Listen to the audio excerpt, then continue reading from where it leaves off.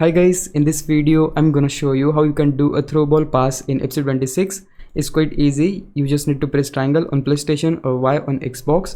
But where most players go wrong is the timing. A through ball isn't like a normal pass. With a regular pass, the game automatically assists you and sends the ball to the nearest player in the direction you're facing. But with the through ball, you have to be more deliberate about where you are aiming. For example, if you aim your left analog stick toward the bottom right, the ball will go that way.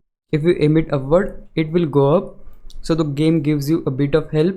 It's semi-assisted, not fully automatic, but you still need to choose the direction yourself. Now the power you apply also matters. If you just tap the button, the ball won't travel too far.